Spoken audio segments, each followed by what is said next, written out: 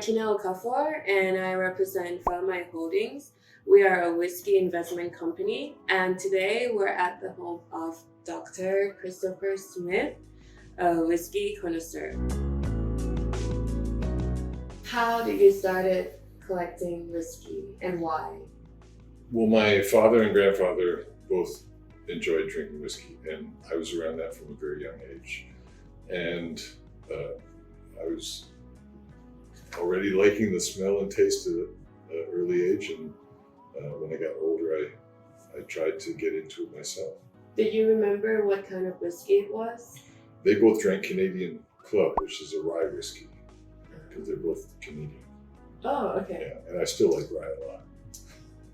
Good. What do you think are the best quality of whiskey? I prefer Scotch because I think it has more variety and there's a lot more to explore in terms of different distilleries and styles and flavor profiles and ages. Which of the big corporations produces the best whiskey, such as Diageo, White & McKay? Well, all the big companies like Diageo has over 100 whiskeys, so they all have a huge variety from low end to high end. So you can't go by, Diageo, I think, has Lagavulin, which is right there. So they make some excellent whiskeys, but every big corporation has both good and bad. What would be your favorite? My favorite whiskey? Yeah. What day of the week is it? It changes week to week. Right now it's the Glenfiddich, which is excellent. Lovely. We're going to talk about that later. How did your preferences on whiskey changes over time? Well, when I was in college, I was drinking cheap bourbon, and it wasn't really till later in life when I retired and I had the time and money to explore that I began to try some higher end whiskeys, not just Scotch, but also rye and bourbon. So how do you ensure that your whiskey collection has a proper storage?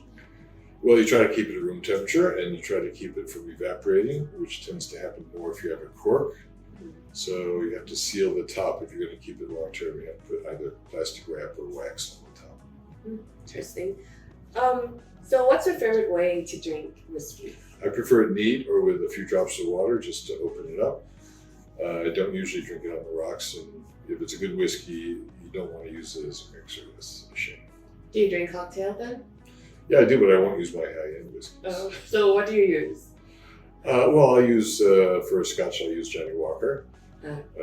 Or, for a bourbon, I'll use Jim Beam or something like that. Right. So what are the key characteristics to look for when you're investing or collecting or buying whiskey? Well, if you're looking for collecting long-term or investing, then you want to look for rarities. Things that there aren't a lot of, small bottlings from a given distillery or custom bottlings or vanity bottlings or specialty bottlings. But if you're just collecting for yourself, for your consumption, I look for my own personal taste, which is usually an older whiskey that has some complexity and intensity to it. All right. So what are the main differences between Scotch whiskey, Irish whiskey, bourbon, and rye? Scotch and Irish are made primarily with barley. All whiskeys are made from fermented grain, so the taste depends on the grain you use. The bourbon is usually mostly corn, and rye is mostly rye. So can you recommend the lesser-known whiskey brands that are worth trying? In Scottish whiskey, there's a couple of really good ones that are very affordable. One is Tom Navulin, which has a slight caramel or toffee character to it, and Brookladdick, which has a slight lemony tone that I like. Right. So what other common misconceptions do you hear about whiskey? Most people aren't familiar with the types of Scottish whiskies. There's 5 regions and they all have different character. And many people aren't aware that blends are different from single malts. Single malts come from a single distillery. And within a single distillery, you can have even have a single cask, which has even more distinct character to it. So you mentioned just now that Scotch whiskey comes from different regions. Yes. So which region would be your favorite? I like Islay. There's 5 main regions: Campbelltown, Speyside, Highland, and Lowland. And I prefer Islay because they're very peated. They use a lot of smoked peat, gives it a smoky character, sometimes a slight iodine flavor. Some people even compare it to being medicinal, and that's why it's not for everyone. So I like it. I don't, by the way. So how do you approach pairing whiskey with food? Are there like any recommendations? It's just like with wine. You want to, if you have a very mild flavored food like a fish, you want to have a mild, light-bodied whiskey. If it's stronger, like cheese or steak, you want to have something more full-bodied and something that can stand up to it. How do you determine between mild whiskey and strong whiskey?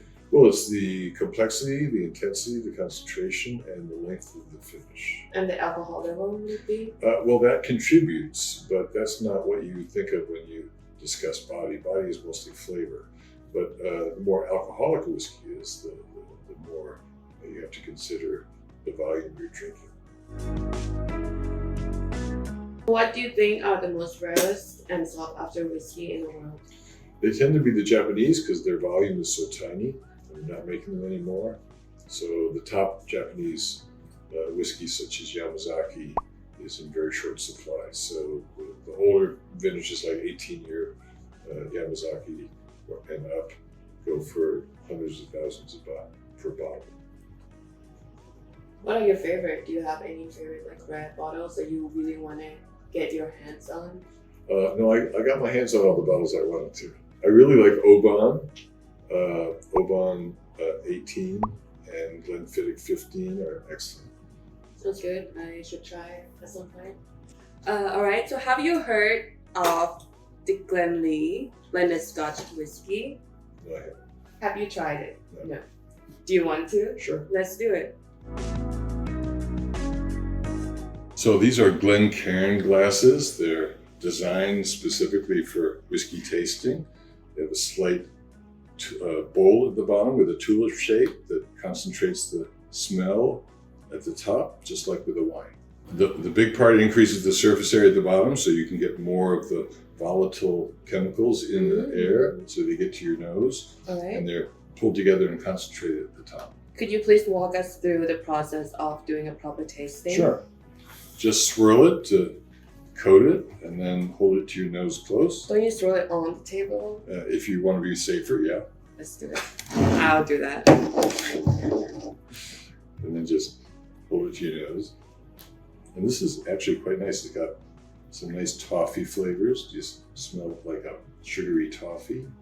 Yes. Yeah, that's nice. It burns a bit. That's the alcohol. Right. Okay. Yeah, you gotta ignore that. But it's got a nice And toffee. vanilla. And vanilla, that's right. And the vanilla comes from the oak casks that they age it in. Right. So when you taste it, you just want to coat your tongue and you want to breathe out through your nose.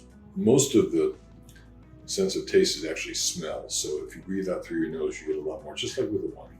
How would you define the complexity of a whiskey? Well, this is medium complexity. It's not a particularly complex whiskey, but it's very pleasant. What make a whiskey complex? The number of flavors. Yeah, if you can pick out 5-10 flavors, that's a complex whiskey. Interesting. It's a nice sipping whiskey. Soft. It's soft. It's medium smooth. It's not very challenging, but it's very pleasant. How would you pair the Glenlee with food? What would you eat with this? Oh, almost anything. Yeah, this Really? would go really well with almost anything because it's right in the middle bracket. And it's not too light, and it's not too heavy, and it's not too complex. If you have a really complex whiskey, you're gonna muddle that with food. You're gonna cover it up. A really complex whiskey, I don't usually recommend drinking with food because you won't appreciate it. Better appreciate it on its own. So basically what we did just now is how you properly taste whiskey and appreciate it. Mm-hmm. Yes. So it's just what you do when you drink your whiskey, you swirl. For the first time, yeah. For the first time, if I want to understand it and appreciate it and evaluate it, And depends what else I'm doing. If I'm with friends, I won't pay as much attention, or if I'm smoking a cigar, it'll be different. So, yeah, this would go with almost everything. Well, now you have the Glenley to add to your collection. Lucky me. Lucky you. So please walk me through your other whiskeys that you're showcasing. Well, these are three of my favorites. This is Okay. Lagavulin 16 being the vintage. It's 16 years old. This is from Isla, so it's quite peaty, quite smoky. And this is Balblair 18, which is a superb whiskey. I think that's a Highland whiskey. And this is Glenfiddich 15. It's one of the unusual times when the 15-year vintage is actually better than the 18-year vintage. This is a Speyside, so that represents 3 of the 5 regions. And they all have slightly different character. Like, as I said earlier, Isla tends to be peaty. And Speyside, what would it be? Oh, it's many different things. So There's like lots of- fruity? Yeah, this tends to be a little fruity and very citrusy and lemony and buttery. Here's the key to appreciate whiskey. Drink a lot of whiskey. It's just like with wine. How do you learn about wine? Drink a lot of wine. So it's the same with whiskey. That's how you learn, is comparison tasting and try a lot of different things. So what See you learn. inspired you to get these 3? Was it just fluke or you did Well, some research? I drank about 30 different distilleries, and these are my favorites. Yeah, I've tried a lot of different whiskeys. Oh, so it's based on the distillery. Well, these are all single malts. Right. So every distillery has its Yeah. own single malt. So I've tried 25 or 30 single malts, and these are my favorites. Lovely. It's good to know. So finally, what advice would you give to people starting to learn about the whiskey? Drink a lot of whiskey. Drink a lot of whiskey. Yeah, try a lot of stuff. But drink in moderation. Don't Of go course. overboard. Of course. Right? Interesting. Well, thank you so much, Dr. pleasure. Christopher, for talking through your whiskey collecting process. Anytime.